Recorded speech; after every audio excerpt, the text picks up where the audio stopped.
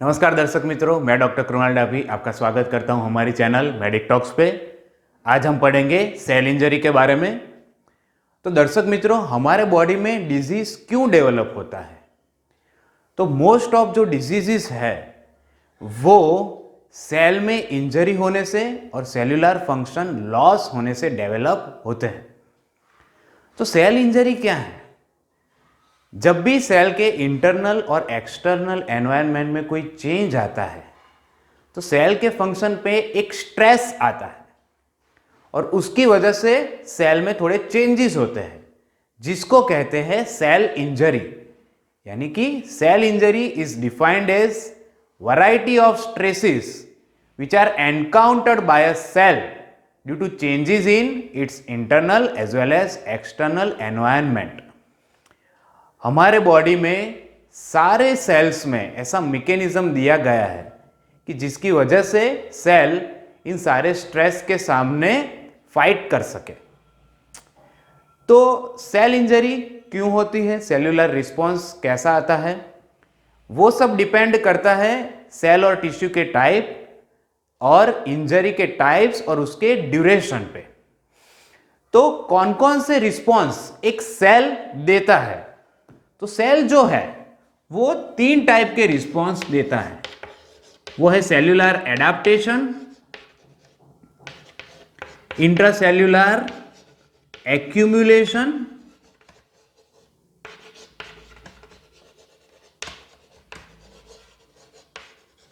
और तीसरा है आइदर रिकवरी और डेथ। तो सेल्यूलर एडाप्टेशन क्या है? जब भी सेल में इंजरी होती हो, कोई स्ट्रेस आए सेल पे, तो सेल जो है उस कंडीशन से एडाप्ट हो जाता है। वो अपनी मॉर्फोलॉजी यानी स्ट्रक्चर चेंज कर देता है और जब ये स्ट्रेस रिमूव हो जाए तब वो अपनी जो पहले की स्थिति थी वो फिर से उस कंडीशन में आ जाता है। तो इस कंडीशन को कहते हैं सेल्यूलर एडाप्टेशन। इंट्रासेल्यूलर एक्यूमुलेशन क्या है? कई बार इंजरी की वजह से, सेल इंजरी की वजह से, स्ट्रेस की वजह से कुछ मेटाबोलाइट्स जो है वो सेल में जमा हो जाते हैं, जैसे कि फैट है, प्रोटीन है, कार्बोहाइड्रेट है। तो ये फिनोमिनन को कहते हैं इंट्रासेल्यूलर एक्यूमुलेशन। और तीसरा जो रिस्पॉन्स है, उस रिस्पॉन्स में सेल आइदर उस स्ट्रेस से रिकवर हो जाता है, जैसे कि रिवर्सिबल सेल इंजरी में देखने को मिलता है, या फिर सर्टेन स्ट्रेस की वजह से सेल की डेथ हो जाती है, जिसको कहते हैं इरिवर्सिबल सेल इंजरी। तो सेल इंजरी क्यों होती है?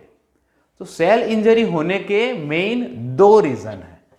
पहला जो रीजन है वो है जेनेटिक कॉजेस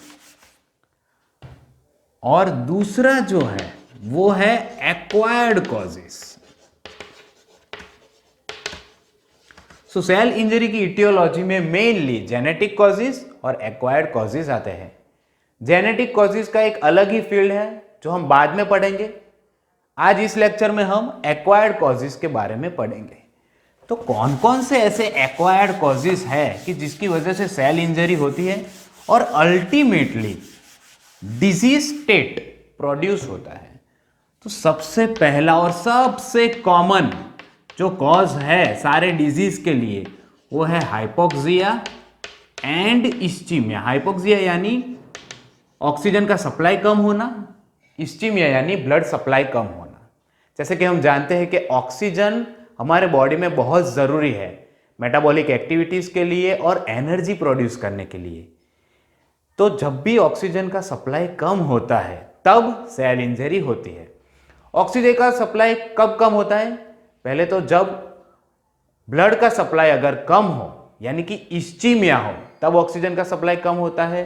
और कई सारे स्टेट्स में जैसे कि anaemia, cardio respiratory insufficiency, carbon monoxide poisoning, increased oxygen demand, ये सारे कंडीशन में भी ऑक्सीजन डिप्राइवेशन होता है, तब सेल इंजरी देखने को मिलती है। दूसरा जो कॉज है वो है ड्यू टू फिजिकल एजेंट्स। तो कौन कौन से हैं ये एजेंट्स? तो पहले है मैकेनिकल ट्रॉमा, जैसे कि रोड एक्सीडेंट्स, दूसरा है थर्मल ट्रोमा यानी कि extremes of heat and cold. तीसरा है इलेक्ट्रिसिटी, इलेक्ट्रिकल करंट लगना। चौथा है रेडिएशन, जैसे कि UV radiation, ultraviolet radiation, ionization etcetera. और पांचवा है sudden change in atmospheric changes, atmospheric pressure, sudden change in atmospheric pressure. जब भी हम हाई ऑल्टीट्यूड पे, ऊंचाई वाली जगहों पे जाते हैं, ट्रैकिंग पे हम बिना रेस्ट के ऊंचाई वाली जगहों पे ट्रैकिंग करते हैं या ऊंचाई वाली जगहों पे जाते हैं, तब एटमॉस्फेरिक प्रेशर में सडन चेंज आता है, तब भी सेल में इंजरी देखने को मिलती है। तो hypoxia and ischaemia physical agents. तीसरा जो है केमिकल एजेंट्स एंड ड्रग्स। बहुत सारे ऐसे केमिकल्स हैं जो सेल इंजरी प्रोड्यूस करते हैं। कौन कौन से केमिकल्स हैं ये? तो पॉइजन्स जैसे कि cyanide, arsenic, mercury, environmental pollutions, बहुत ही strong acids and alkalis, hypertonic saline, hypertonic glucose, alcohol, narcotic drugs, ये सारे जो एजेंट्स है, और थेराप्यूटिक एडमिनिस्ट्रेशन ऑफ ड्रग्स, ये सारे केमिकल जो है वो सेल इंजरी प्रोड्यूस कर सकते हैं। उसके बाद आता है इम्यूनोलॉजिकल एजेंट्स। जैसे कि हम जानते हैं कि हमारी इम्यूनिटी डबल एजेड स्वॉर्ड कहलाती है। वो हमारे बॉडी को दूसरे एनवायरमेंटल के फैक्टर से, इंजूरियस फैक्टर से बचाती है, और कई बार ये इम्यूनिटी ही बॉडी की सेल पे अटैक कर देती है। तो ये भी एक कॉज है सेल इंजरी के लिए। तो क्या होता है इसमें? तो इसमें हाइपर सेंसिटिविटी रिएक्शन हो सकता है, एनाफाइलेक्टिक रिएक्शन हो सकता है, और ऑटो इम्यून डिजीजेस हो सकते हैं। तो ये सारे इम्यूनोलॉजिक कॉजेस है। अब नेक्स्ट कॉज कौन सा है? नेक्स्ट और इंपॉर्टेंट कॉज वो है माइक्रोबियल एजेंट्स। माइक्रोबियल एजेंट्स जैसे कि bacteria, viruses, fungi, protozoa, metazoa, parasites etcetera, ये सारे माइक्रोबियल एजेंट की वजह से भी सेल इंजरी हो सकती है। उसके बाद आता है nutritional factors. Now nutritional factors कैसे कर सकते हैं?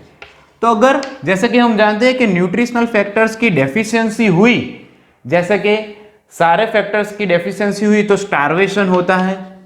अगर प्रोटीन की डेफिशिएंसी हो तो क्वाशियोरकोर एंड मरास्मस होता है। अगर मिनरल्स की डेफिशिएंसी हो तो एनीमिया हो सकता है। ट्रेस एलिमेंट्स की भी डेफिशिएंसी हो सकती है। ये हुई डेफिशिएंसी की बात। अगर न्यूट्रिशनल एक्सेस हुआ तो भी डिजीज हो सकता है, जो एफ्लुएंट सोसाइटी में देखने को मिलता है।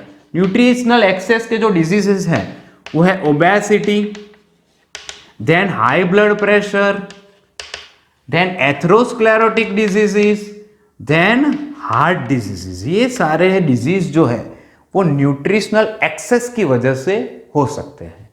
लास्ट जो कॉज है वो है साइकोलॉजिकल फैक्टर्स। तो जैसे कि साइकोलॉजिकल जो डिजीज होते हैं,